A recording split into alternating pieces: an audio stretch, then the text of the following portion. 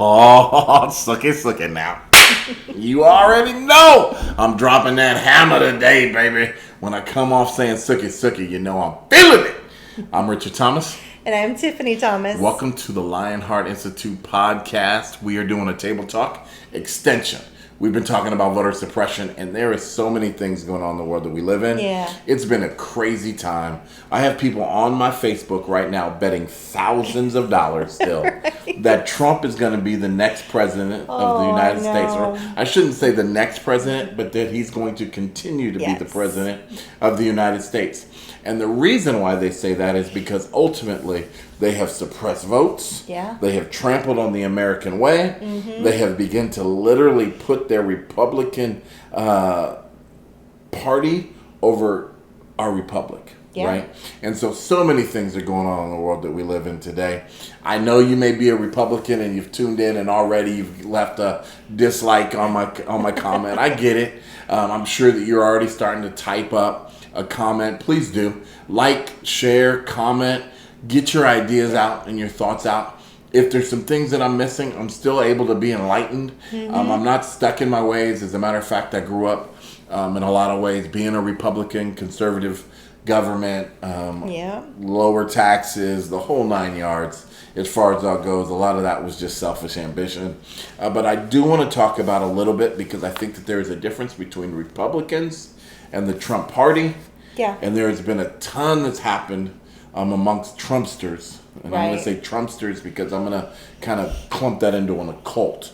Okay. And I get just because you support Trump doesn't mean you're part of the occult. Right. But there definitely is a very, very, very unusual group of Trumpsters that believe in him in a way that is not political, but is almost at the next level of insanity. You definitely did not take your medication today kind of a level, right? Yeah. So let's talk about it a little bit. Mm-hmm. Share with the people, if you wouldn't mind, Tiffany, because you put in tons of work into actually fact-checking and researching what exactly is going on with Trump's suppression of votes right now. Mm-hmm. To what extent is really going on? I mean, we've heard of not one, not two, not 10, 30-some cases brought before. Actually, almost 40 now. Almost 40 cases brought before our judges, right? Mm-hmm. All of them dismissed, right? All but one, actually. All but one. Okay, so bring us through that a little bit because the people need to know so they can begin to use their minds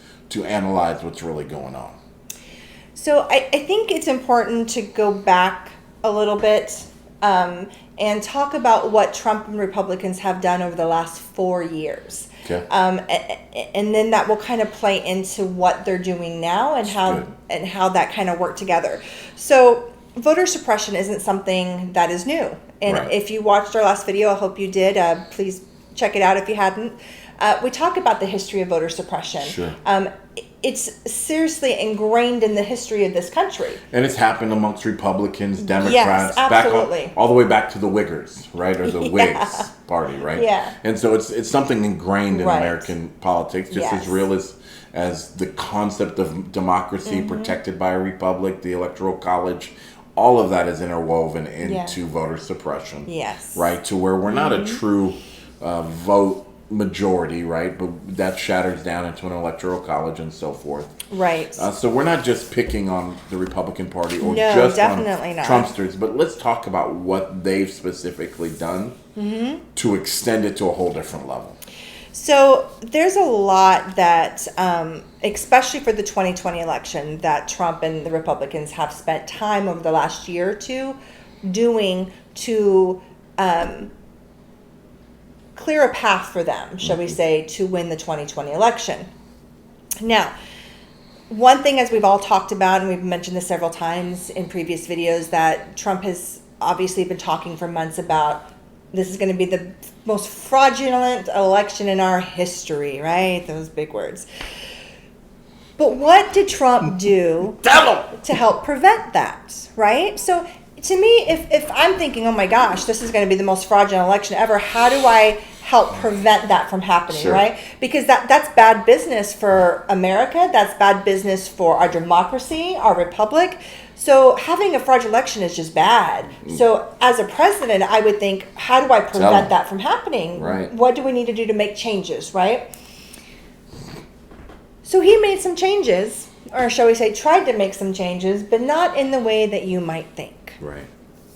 So in the 2020 election this year, Trump's campaign has gone to court to defend implementing stricter IDs, preventing people from being able to make corrections on their mail-in ballots, which they're allowed to do, which is where the provisional ballots come into play.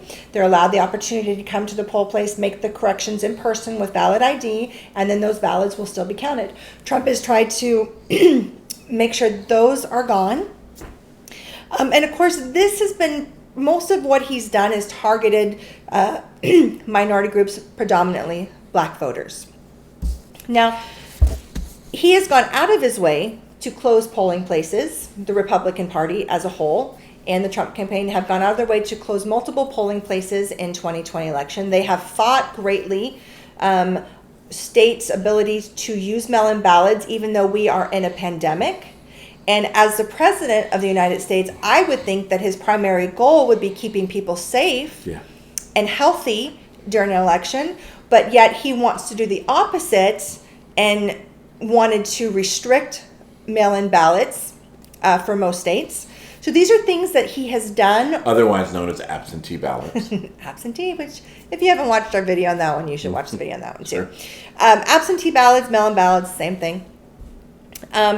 He's tried to prevent these things because he knows, and he was actually quoted as saying that if everybody votes, the Republican Party will never win again. Right. This isn't me making up stuff. These words actually came out of his mouth. So knowing that, he wants to suppress votes. And look, the truth is, Trump came into the 2020 election at a disapproval rate of 53% by the American people. And how many percentage did he roughly lose by? 53%? Oh, about 3% roughly, right? Yeah, roughly 3%. So the truth is, Trump knew going into the 2020 election, he probably wasn't going to win. People were very clear that they weren't happy with him, especially with the coronavirus and how he's run this country for 4 years. So he knew the only way to win is he had to get rid of votes. So Republicans have blocked many policies to make sure registration of votes is an easier process of people. Instead of making it easier, which you would think would be the case, you'd want your American people to get out and vote. Sure. They have done everything in their power to make it incredibly difficult for minorities, for poor, and for elderly to be able to get out and vote. So the truth is that there are some things specifically Republicans did in certain states to prevent and disenfranchise voters. So some of the examples are in the state of Florida. Republican legislations actually slapped additional restrictions on felons trying to register to vote. Now, the reason why this is significant was because in 2018, the state of Florida voted, the people voted, and they voted to allow to reinstate felons' rights to vote. Which I believe is a good thing. So that was a really big deal. But in 2020, Republicans took that away, making it very, very difficult for any felons to be able to register to vote. Now, there's something about felons that is interesting, particularly since 70% of the prison system is full of African Americans or people of color, right? To understand that is to understand why people would go specifically out of their way to limit felons' votes. Right. Okay. Because the majority of those votes would be black. Gotcha. Yeah. Now, in Texas, the Republican governor of Texas limited drop-off ballot sites to one per county. Now, that's really significant when you look at counties such as Harris, which is predominantly Democrat, which is Houston. And for those that didn't know, Houston is in Harris County, predominantly black. Right. So one voting poll station. One location. One in the whole entire county. I mean, we live in the great Northwest. So that is the equivalent of Pierce County. Right. being reduced down to one voting site. One place for thousands of people. Or to come imagine vote. even worse, King County, which stretches essentially just shy of almost half the state of Linwood. Yeah. Down to Tacoma, basically. Mm-hmm. Massive amount of physical territory. Yeah. But much more so massive amounts of people. Yep. Right? So thousands, tens of thousands, hundreds of thousands of people we're Millions talking about. of people voting. Yeah. Right? That have one place to go to vote, one place. Something else that Republicans actually did, and I want to make it clear that we are not discriminatory against Republicans or Democrats. There's issues on both sides, and both parties have done things to discriminate against voters and have caused voter suppression on their own. However, each party's done harm. Right. We are talking about Republicans right now because Republicans, unfortunately, predominantly have been the ones suppressing votes for the last few decades, right. and very strongly since Trump has taken office. Republicans also they set up cameras and were actually watching people drop their ballots off. I know, like seriously. Republicans and Trump have both encouraged their supporters, militia groups, to show up at poll places and intimidate people. And I mean, they have scared numerous amount of people away just by their presence there alone. I mean, they're armed, they have weapons. And they're all about Trump. So they are scaring people, intimidating people away from casting their votes. Yeah. And this is something we saw many times from multiple places in multiple states. Another thing that we saw was Republicans literally having USPS blue mail drop boxes physically removed.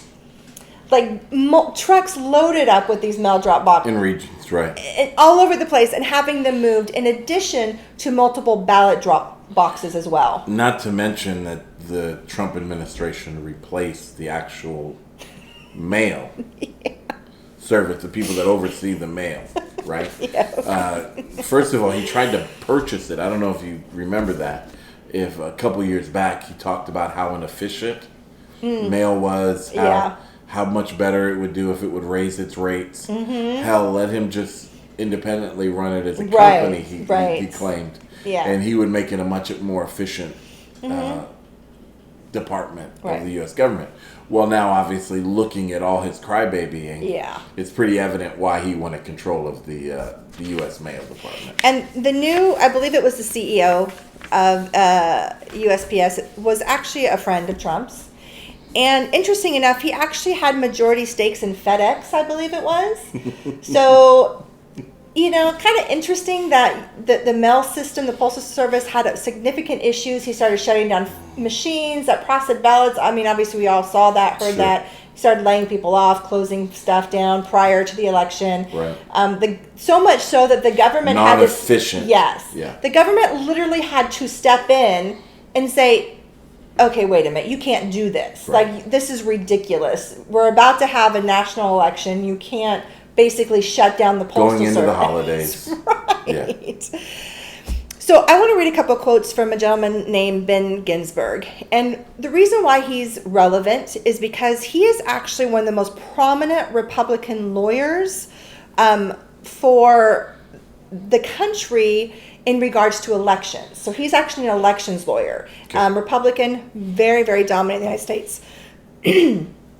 He was asked about the Republican Party and Trump's tactics over the last 4 years and what's currently going on. And this is what he said. And I'm going to quote this because this came straight from him.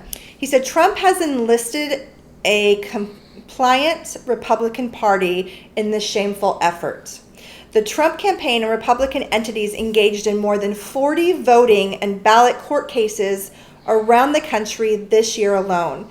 In exactly zero, are they trying to make it easier for citizens to vote. And in most cases, they are seeking to erect barriers. He then went on to say, this attempted disenfranchisement of voters cannot be justified by the unproven Republican dogma about widespread fraud. Right. Challenging voters at the polls or disputing the legitimacy of mail-in ballots isn't about fraud. Rather than producing conservative policies that appeal to suburban women, young voters, or racial minorities, Republicans are trying to exclude their votes. So instead of trying to win them, Yep. instead of trying to educate them to why their party is better, they're simply just trying to deny them access to vote. Yes, Ginsberg flat out said that Trump and the Republicans are trying to keep people away from voting with fear and intimidation. My God. Now, this comes from a Republican, well-respected elections attorney for the United States.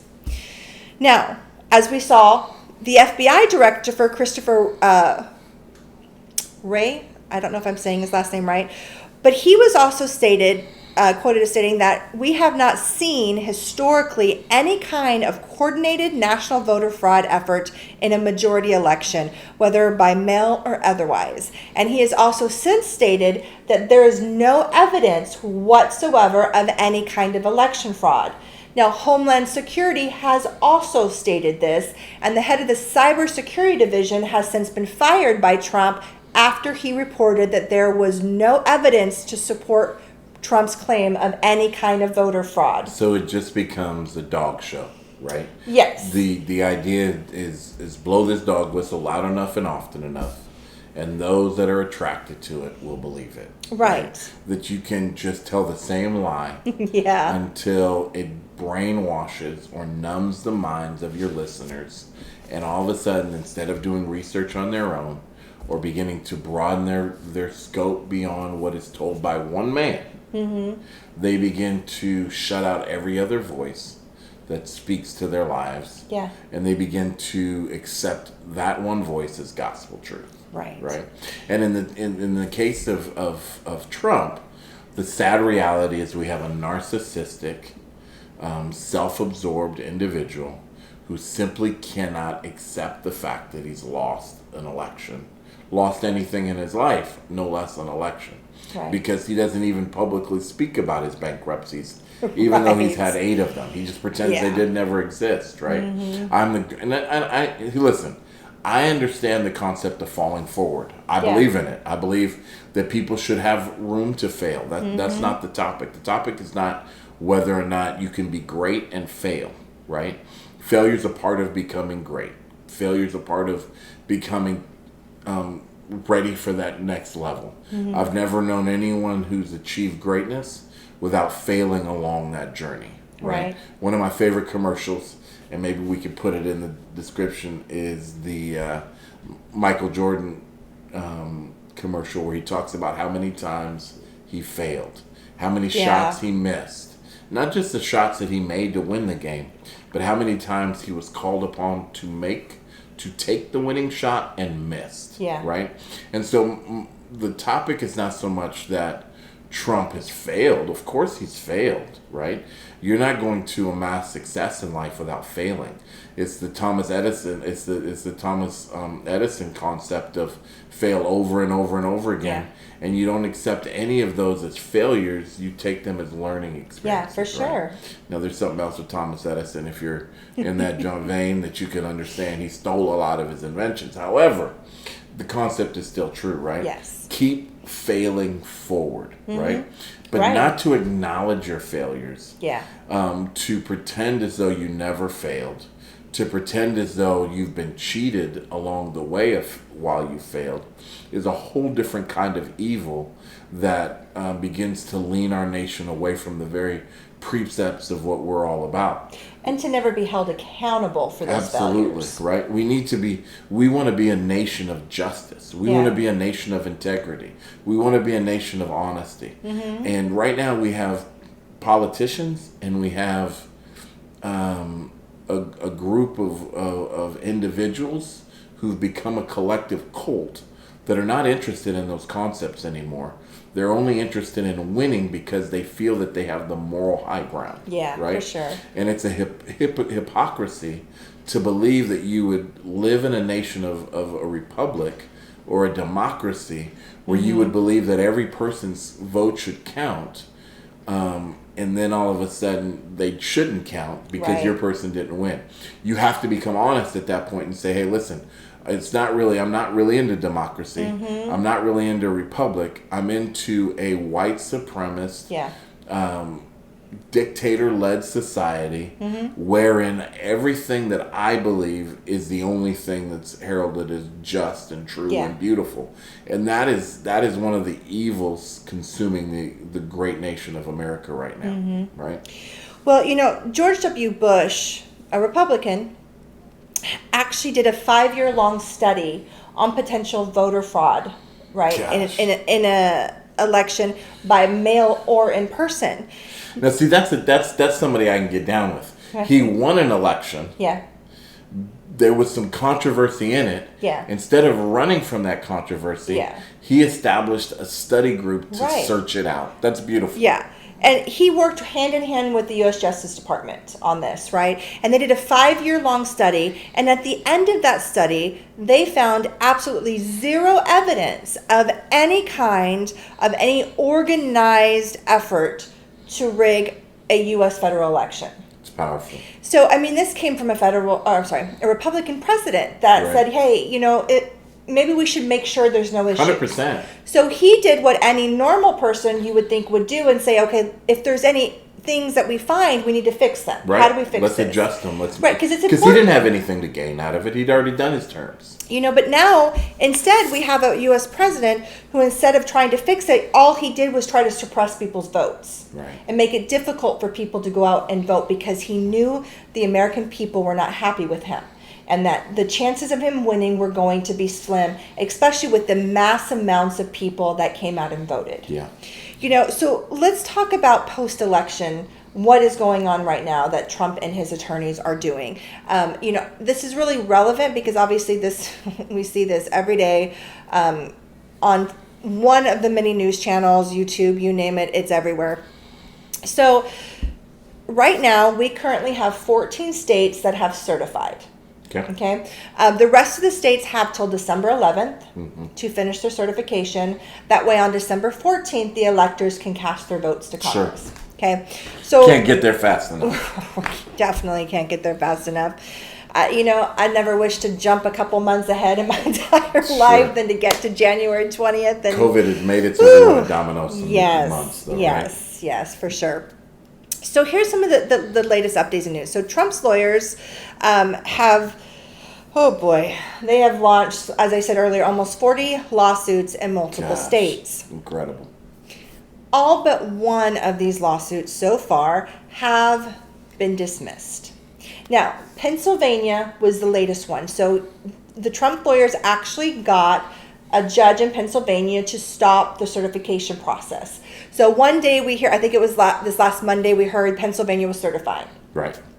The next day, all of a sudden, it's on the news that a judge stopped the certification process and agreed. Put a whole break on it. Yeah, put a break on it. Republicans went crazy. Well, it was Republican Trumpsters judge. went crazy. We got a chance. Yes, I mean, he went, and so the judge basically said, hey, I'm willing to hear your case. So they were willing to hear it on Friday, the day after Thanksgiving. So, of course, Trump and his attorneys were all over TV, press conference, how they have all this evidence, this massive case they're building. They're going to be able to prove fraud. They're going to be able to... They're on national television saying this. I mean, talking about all this evidence they have piled up to be able to prove all this. And it's a great day for the American people and democracy that they're going to be able to prove election fraud.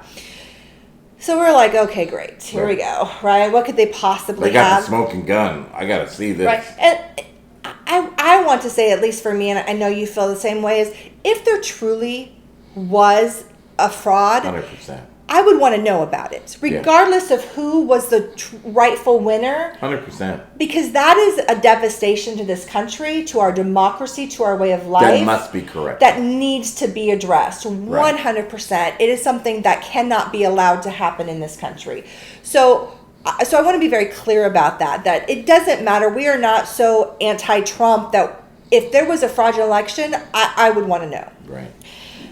So anyway, he goes before the judge. The judge not only dismisses their case, but he dismissed it with prejudice. Now, most people who aren't judges or lawyers probably don't know what that means. So what that actually entails is that Trump's campaign lawyers can never come before the courts again claiming fraud. But let's be clear, though. Yes, so I'll get to that one second. Right. So they can't make any of the same accusations they took to court. And in this particular case, they were trying to challenge Pennsylvania's right to change their constitution to allow for mail-in ballots to be cast without any reason. So no excuse ballots is the term. Yeah. So they were challenging Pennsylvania's right to change their own constitution, which, mind you, had been changed a year previously. They were also challenging, saying that there was no Trump supporters allowed in the poll places to watch the counting of the ballots, which was, their right to have. So those were the two things they were specifically going up between in the courts to do on Friday. All the meanwhile, Trump screaming on national television, right? Fraud. We have proof, tens of millions of ballots. I think he said on Thanksgiving. Thousands more than just what is necessary. Right, all the tens of millions of ballots. I won big. I won I had leaders from every country calling me, saying to me, "Sir, you won the election. Right. Congratulations." No, I know. Out of here with that bullshit. Well, and so not only to Trump, but all his, his press conference with his massive attorneys, Rudy Giuliani, who's a disgrace, but so anyway, sorry. Rudy loses scope. Oh my goodness. So anyway, they're up there on national TV talking about how they've got this case, they've got all this evidence, and they're going to prove without a doubt that there's voter fraud, there's this, there's that, blah, blah, blah, blah. Okay, so fast forward to Friday. Judge throws it out with prejudice, and they can't ever bring a case before them again talking about people being allowed to watch the counts. In addition to that, the mail-in ballots of challenging Pennsylvania's constitution. That's how significant it was, with the fact that they had absolutely no evidence whatsoever, and that the judge felt that it was clearly an attempt to suppress votes. But disenfranchise millions of votes. Drum roll, please. You ready for this one? So, what do they call it? The transcripts. Yeah. Transcripts were released about the court hearing. They were asked, the judge asked them in the court case, were there people representing Trump in the rooms watching the ballots? Ta-da-da. And what did Trump's lawyer say? Yes, there were. So then the judge responds is, then what are we doing here? Why is there a problem? And I mean, it's just so clearly, and another thing to point out, in every single one of these 40 cases, not one time that's good has Trump's lawyers actually claimed a fraudulent election. Not once have they claimed fraudulent ballots, because they can't. And you know why? Because they don't exist. Right. They have absolutely no evidence. And if they were to go before a Supreme Court and claim this without evidence, they would be disbarred. Absolutely. And so here you have Trump. So they don't go in front of the judge and say fraud. They don't. They don't go in front and say the machines are broken. They were cheated. Right. They don't claim cheating. Mm-hmm. They don't claim fraud. Yeah. They don't claim changing of ballots. Yep. They don't give affidavits saying that they swapped out votes. Yep. They don't do any of that bullshit that you hear Trump saying or their lawyers saying on television. Yep. They go in essentially saying, we lost this election, essentially, and we don't think it's fair. We would like the Electoral College to be changed. Right. I mean, they literally are going before judges trying to disenfranchise millions of people's votes so he can win. That is literally all they're doing. They have no proof of anything, which is why even the Republican judges and the Republican supporters can't help him, because he literally has no evidence. So at this point, again, like Richard said, Trump and his lawyers are on TV saying fraud, fraudulent election. We've got all this proof. And the reality is, in courts, they're not even claiming it. Right. Because they can't, because they know they don't have any evidence. It's heartbreaking. 40 court cases being thrown out because there is zero evidence for what they're claiming, because what they're telling people is very different than what they're actually presenting to the court system. Because, see, what they say in media is not being held under contempt of court. Right. What you say in a courtroom, you're actually held to. Yes. They can legally get in trouble with what they're claiming in the courts. And lawyers aren't going to do that to lose their licenses, right? The closest you've gotten is that former mayor, because he has basically gone crazy. Right. Okay. However, even he hasn't said that in court, right? And so, America, please understand where I'm coming from and where Tiffany's coming from. If there was a fraudulent election, like most Americans, we would want to know. Yeah. Okay. It would hurt. I would be disappointed. I'd be heartbroken. I would be shocked. But I've prayed many a time, Trump shock me and reveal to me that this whole QAnon bullshit, you're out here saving children, you're out here ridding the world of evil. There's nobody that wanted it more than I probably did, okay?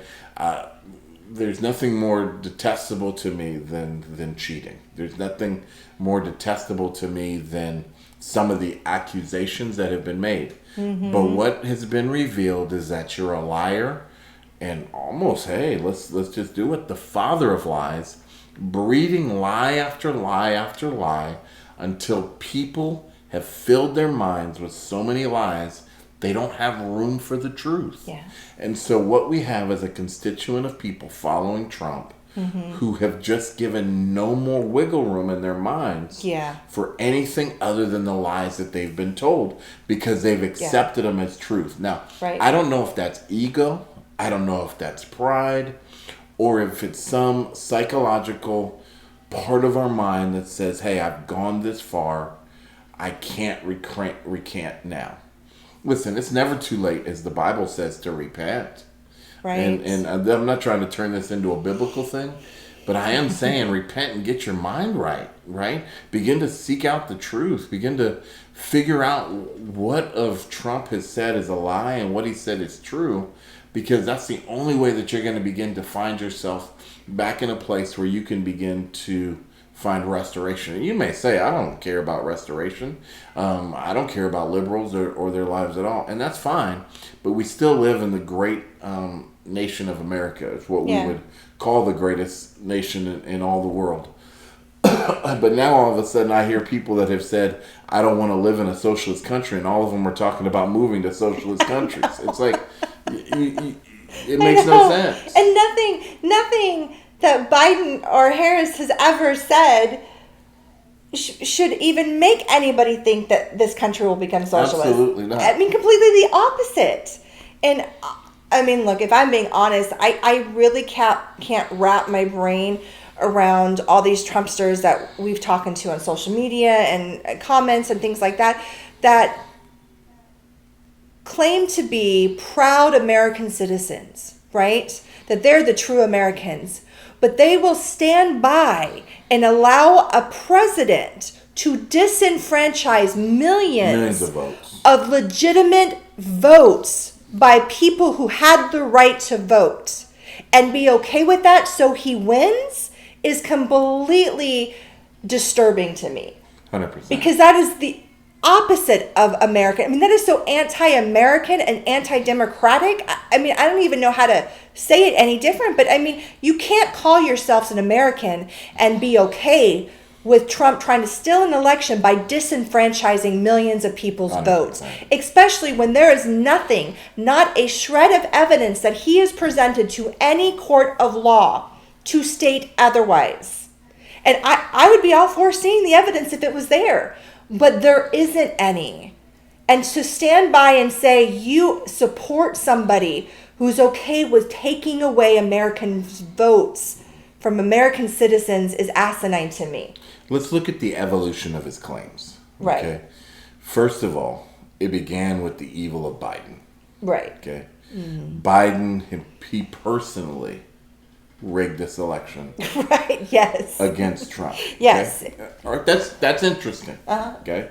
that's some big ball shit right there. Right. Okay. Mm-hmm. I would say certainly I would test it and say, damn, that's some big balls, right? I mean, you're the president of the United States. You have the highest elected position of power the world. I mean, you may be the most powerful person in the world. Yeah. And Biden just big balled you and said, hey, I'm taking the election from you personally. Okay. Right. But obviously Biden didn't do that, right? It's been proven that Biden couldn't do that, right? Even if he wanted to at an individual level. So then it became the Democratic Party who did it. The whole party as a whole. Can you really kind of this conspiracy, how far this has really gone down the rabbit hole now, as far as it all goes? It's kind of ridiculous. Like, I seriously have to scratch my head some days, and honestly, sometimes I get to the point, you can ask Richard, that if I just literally hear his voice on TV, I'm like, please stop. I can't. Like, I just cannot listen to this man's voice anymore, spewing the lies and the hatred that he does. It's just too much for my brain. But okay, so we went from Biden stealing the election to the Democrats all working together to steal the election. And surprisingly, we've actually progressed to Republicans actually now being involved in this conspiracy with the CIA. The CIA. So the CIA and Republicans who are against him are now involved in this conspiracy. And then, of course, when we bring in the Dominion machinery, right, that now we have Venezuela involved, and Germany now helping to rig this election. The FBI. And the latest, I think yesterday or today, he mentioned that the FBI and Homeland Security are also involved in trying to steal the election from him that, he rightfully won. So we have literally progressed over a 4-week, essentially almost a 4-week span of Biden, the Democrats, Republicans working with the CIA and Venezuela and Germany to now Homeland Security and FBI are rigging this election. Personal friends of his. Also personal friends of his. People that he elected and he endorsed. Right. Now he's against Brian Kemp in Georgia, along with some Republicans in Pennsylvania, because now that Trump is losing all these lawsuits, and states are certifying, and will do so over the next week. What states have certified? So right now, we have Georgia, Pennsylvania, and Nevada have been the most recent ones. There's 14. I don't have the whole list. But those were the big ones, because those were the ones all in controversy in swing states that were very specific. Now, mind you, these were all 4 states that Trump was trying to stop the certification. But let's be very clear. Trump has to overturn 3 out of these 4 states in order to win the election for himself. We're not talking about one state, people, that was a swing state that there might be some questionable ballots and numbers that's going to turn the election from one to another. We are talking about a significant electoral number vote in Biden's favor, 306 to 232. A fight that's already in the millions of dollars that he's trying to, that he's costing American taxpayers, right? $3 million to recertify, to redo a count. Right, recounts. And now what he's doing, because the stopping of the certifications didn't work because he had no evidence to get them to stop. He is now trying to get Republican leaders in these states to re-elect new electors to cast their votes. Even though there was a date for when they had to be assigned. So November 3rd, Election Day, was the deadline to submit who your electors were going to be for each state. Yeah. They can't be changed once they're put in place. So Trump is now trying to get certain states to actually switch out their electors to people who will vote for him on December 14th. So these governors and other elected officials are now saying, hey, I can't do that. Right. We've already voted who they're supposed to be weeks ago.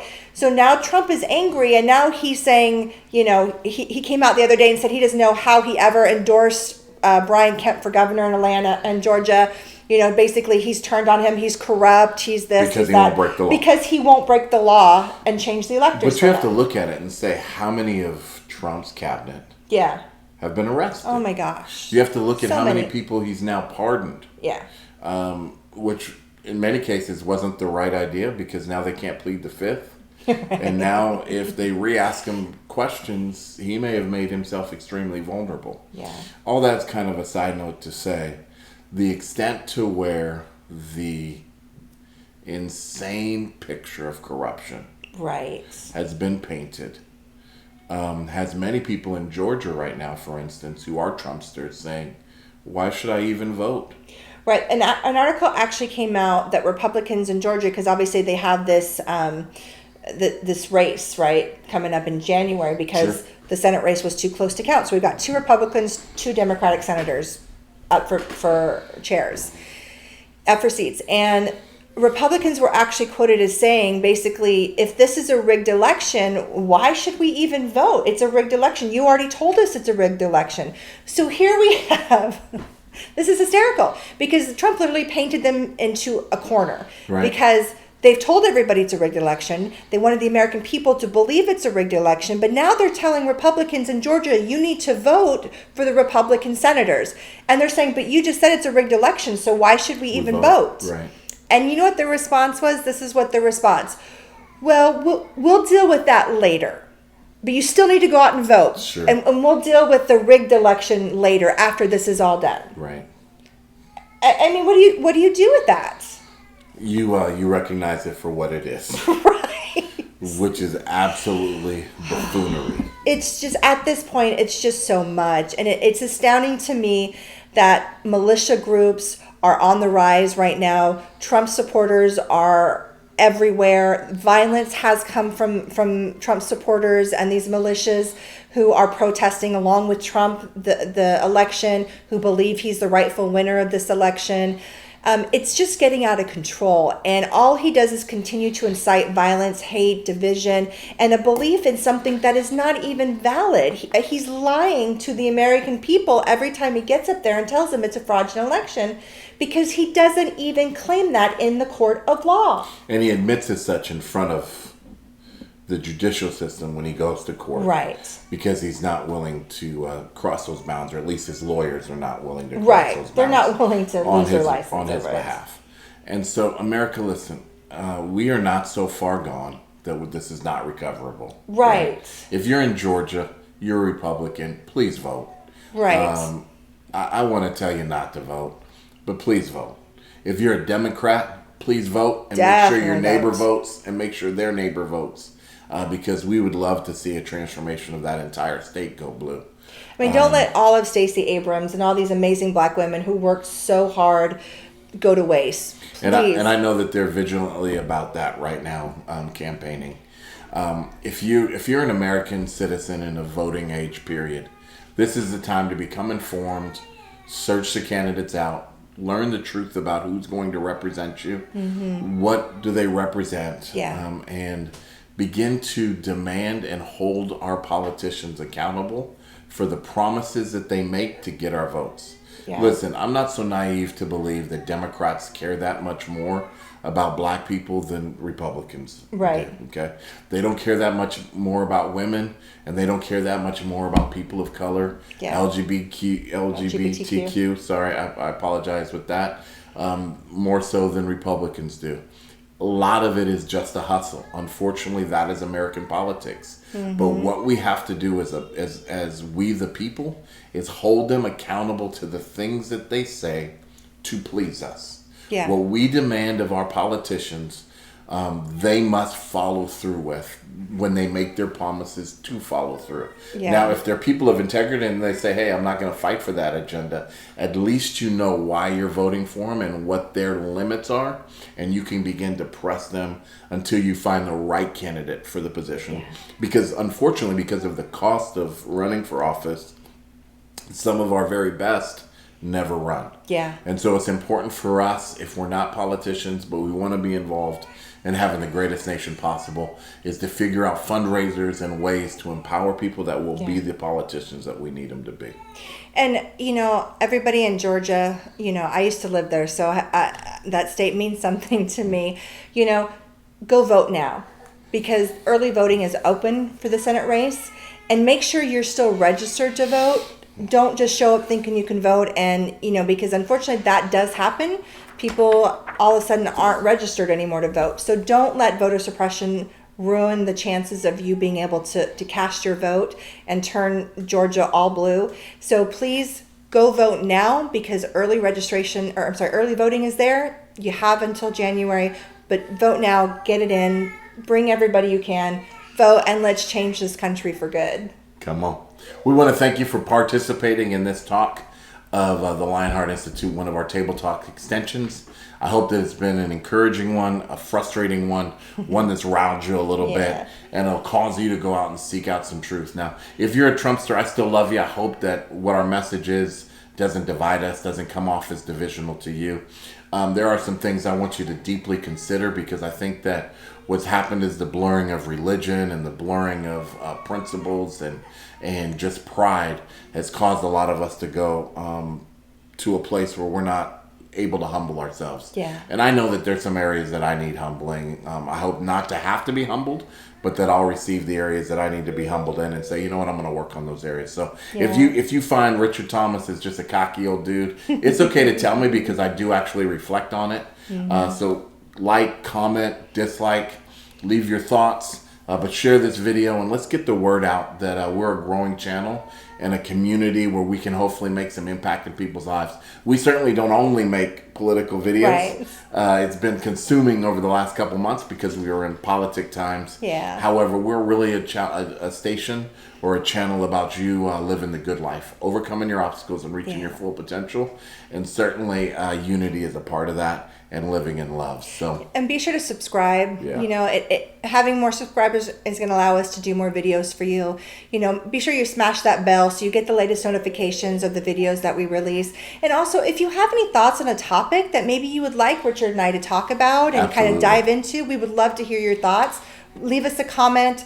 Tell us all about it. Or just say hi. If you disagree, great. Tell us that too. God bless you, and I hope you have a wonderful day. See you soon.